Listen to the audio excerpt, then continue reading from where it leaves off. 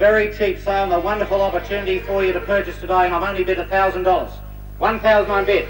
I bid 1,000. $1,000. I bid $1,000 only. I bid $1,000. And believe it or not, she's on the market. I bid 1,000. I bid $1,000. 1,000, I'll take your hundreds. I bid 1,000. $1,000. I bid 1,000.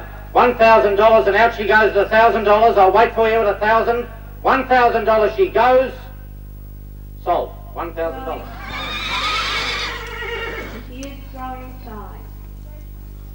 The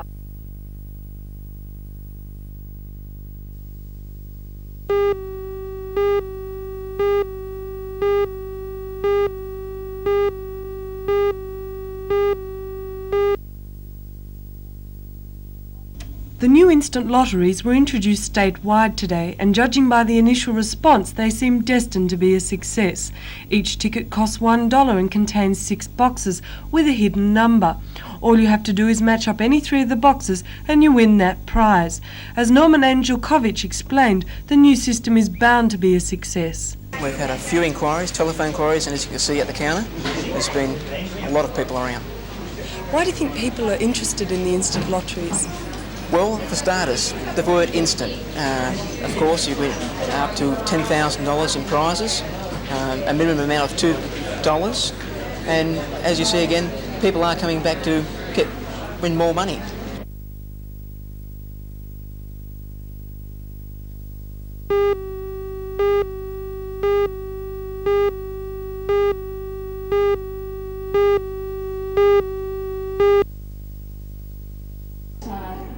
Newcastle's medical school is relatively new. It was established 5 years ago with the late Professor David Madison as the founding dean. Today there was cause for a party when the first intake of 42 students completed their final exams, but it was a dual celebration.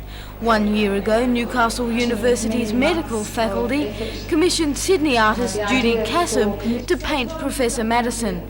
That portrait was unveiled today by the late Professor's wife, Mrs. Mary Madison. Professor Madison is described by students as a respected medical educator, a great intellect and a caring friend. His portrait now hangs in the Clinical Sciences building at the Royal Newcastle Hospital.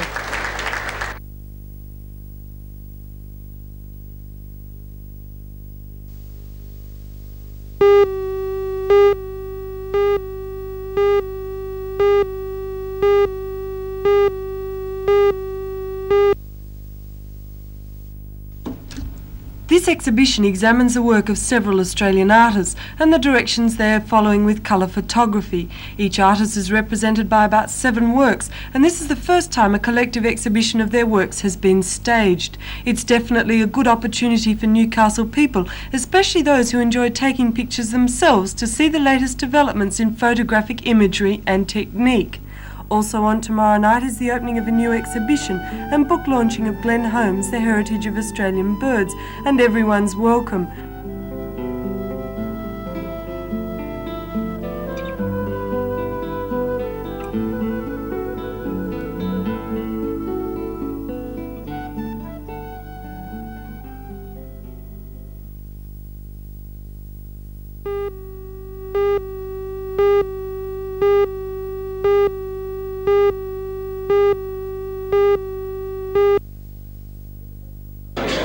In the present economic climate, is fraud arson on the increase? Very much so, yes. It is very much on the increase, and we believe that it is approximately arson as a whole, 25% of our total material damage losses in New South Wales. Well, ultimately everybody pays for deliberately lit fires, or all fires. What can be done to stop them?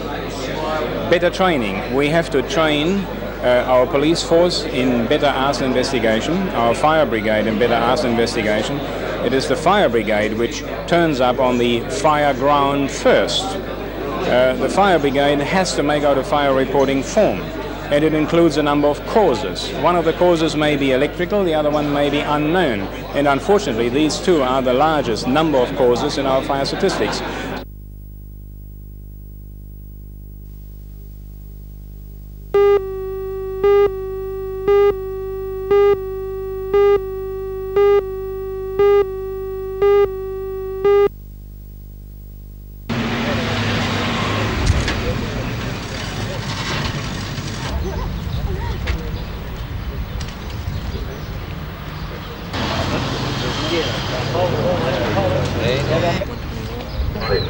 We'll say it is.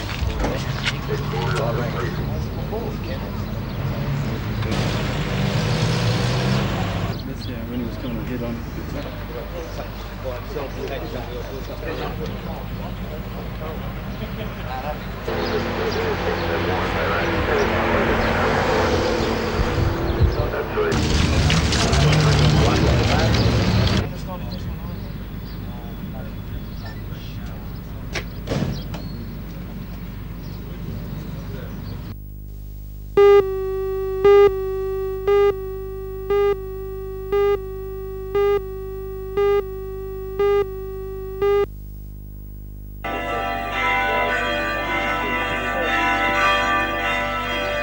Of banners and representatives from the parishes of the Newcastle Diocese preceded the Thanksgiving service. The prominent participation of the parishes in the proceedings is an acknowledgement of the role of Christchurch Cathedral as the Mother Church of the Diocese.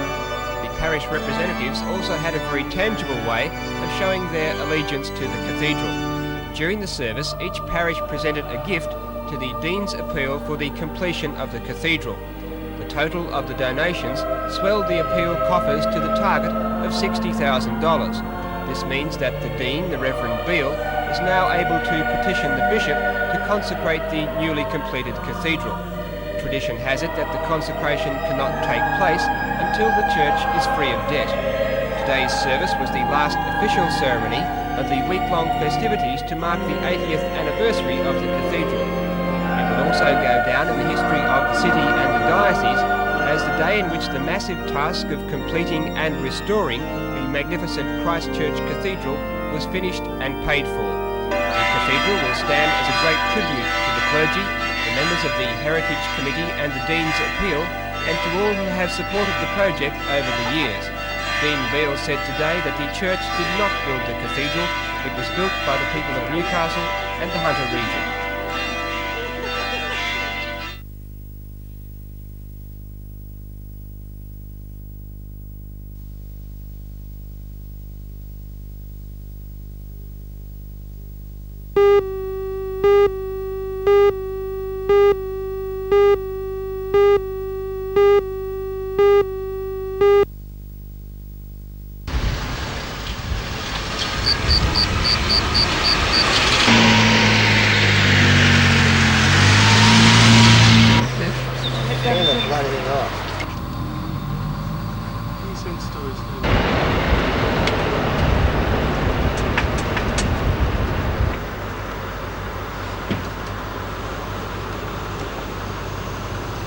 Have to go back on, pal.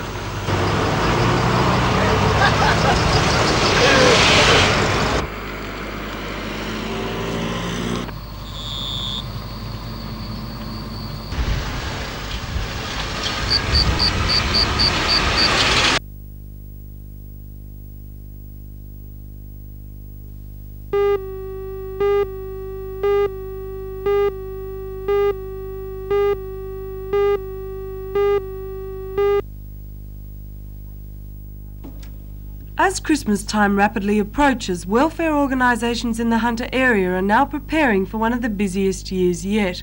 With the downturn in the economy and subsequent growth in unemployment, more and more families in the area will be seeking help in obtaining food, clothing and toys for the youngsters. Mr. Keith Hill, manager of the Smith family, outlined how his organisation was gearing up for the festive season. We're gearing up by having a community food appeal, and this has been conducted by the Girl Guides Association throughout the Hunter Valley, and they will be collecting food during the next couple of weeks, and we hope to get something like about 70,000 tins of food out of this drive. Also, we're just launching our cash appeal, and we hope throughout the Hunter Valley we will get donations up to about $50,000. Those at St Vincent de Paul have also been preparing for the Christmas rush, as Mrs Joy Lois explained. Each and every member of the St Vincent de Paul are expecting and preparing in each of their areas for a Christmas rush of the needy and to share with our time and our possessions. What preparations are they making? In some areas, the conference members have had functions of raising money to help, and we are ever grateful to people who may be able to help us through our blue bins, which I think are very common in the area, and we have these centres in the Newcastle region. We have several centres in the Hunter Valley, and any Catholic church will happily receive any donations that people have to offer to us for distribution to the needy this Christmas.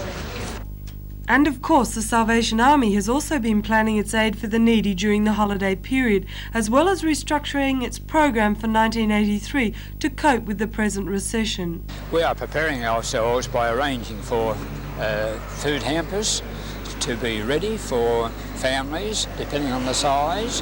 2 or 3 different sizes will be made up so that everybody will be catered for and will have no need to have any Christmas without a good hamper.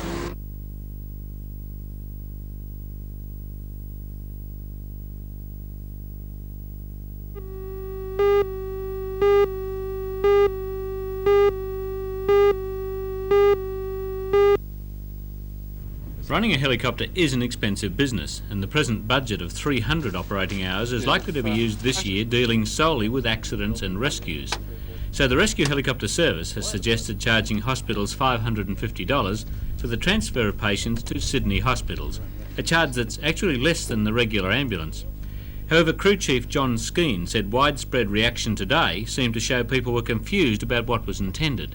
We've had a lot of people intimate to us that the thing is going to be charged for not the rescue helicopter, but the whole service. In fact, that's not true. What we are actually doing, we'll be trying and hoping to get some cost recovery from the Health Commission for inter-hospital transfers only.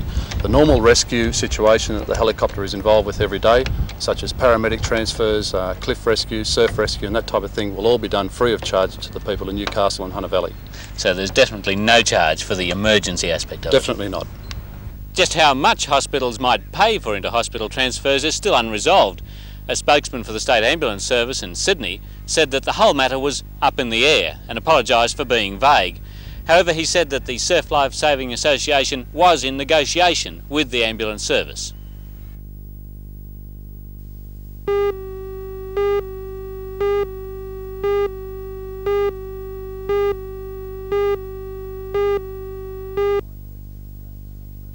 Well, I believe this is a first for Newcastle, certainly. Well, it's the first for Australia, actually, Lee. This is the first time the Oriental and Pacific Boxing Federation Championships have been held in Australia, anywhere at any time, on any weight division. OK, so it's a vacant title.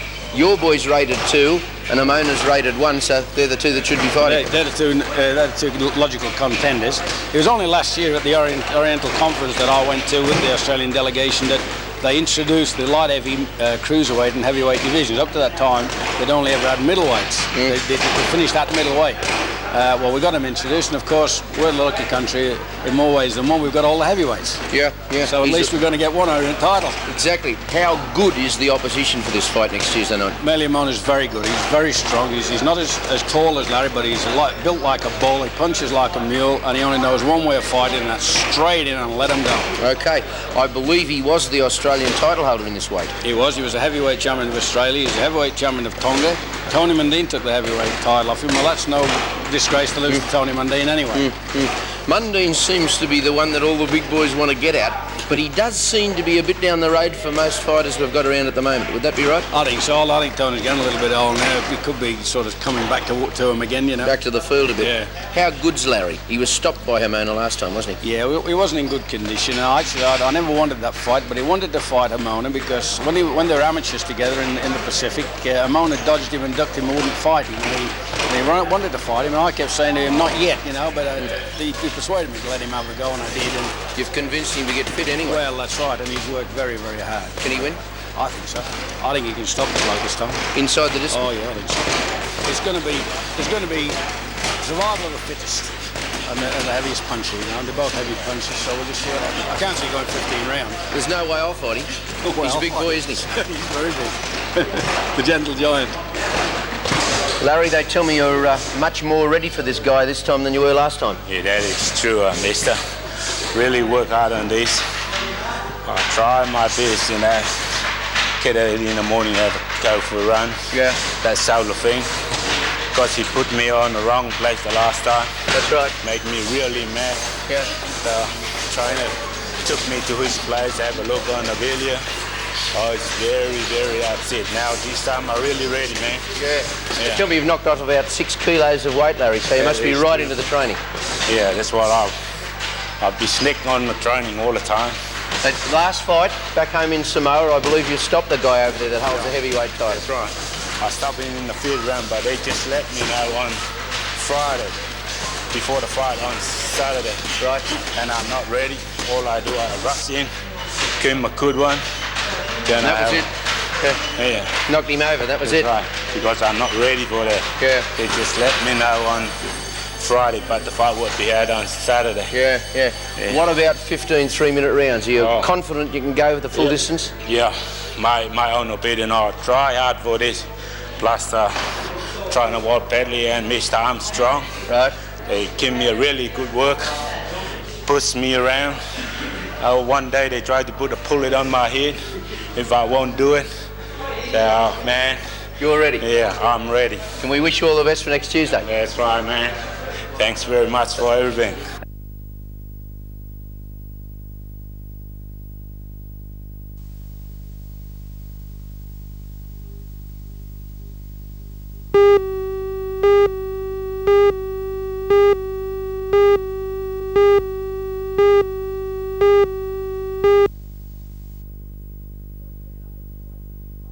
If you don't stand up and fight, public education will be smashed to pieces. Therefore, I'm asking for your support in this fight. The Federation's got to stand up for public education, stand up for the ideals we all believe in public education, and be counted. Thank you. Teachers at yesterday's meeting condemned the way in which state education funds are divided between public and private schools. Apparently in the recent state budget, private schools received 19% more funds, while public schools got only a 5.2% increase. Yesterday's meeting voted overwhelmingly to try and pressure the government into reversing that situation. Teachers were told that pressure may involve a strike. The meeting also voted against supporting the government in its proposed wage freeze. Teachers plan to push for wage increases in the new year. Activities with the parents, and we will continue to do that. But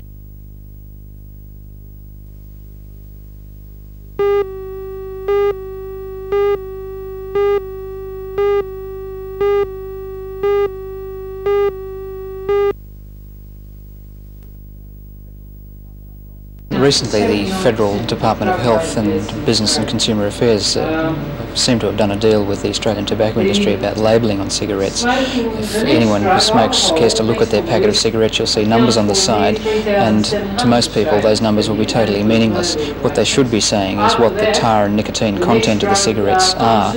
Speaking personally, do you favour a total ban on cigarette advertising? Yeah, this is a policy that the Australian Consumers Association has adopted this year. It's consistent with the World Health Organisation's policy, and we're doing a project this year which is trying to get all sports people and celebrities who are working for tobacco industry presentations, sporting events and so forth, not to take part in those.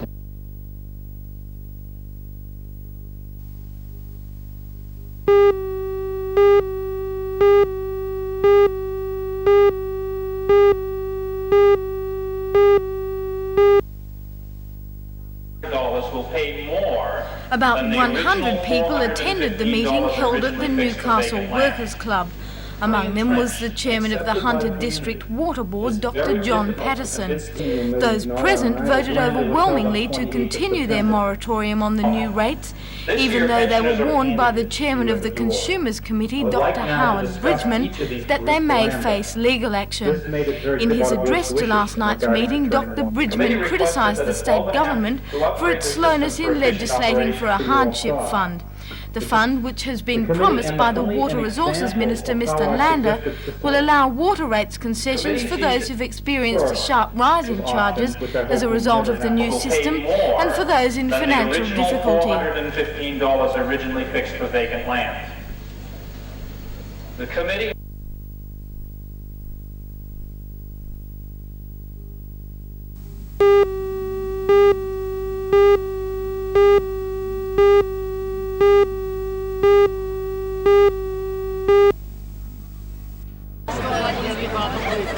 Yesterday, more than 50 of these grand old ladies were taken out of mothballs. The occasion, the Newcastle Vintage Car Club's 13th annual Hunter Valley Tour. 55 cars made the trip from Waratah to Clarencetown and back as far as Raymond Terrace. Two 1911 models took part, a Hupmobile and a three-wheeled AC sociable. Both cars made the journey without any problems, even though their top speed is 30 kilometres an hour. In fact, only one car in the rally broke down, but luckily this 1941 military scout car offered the driver a safe tow home.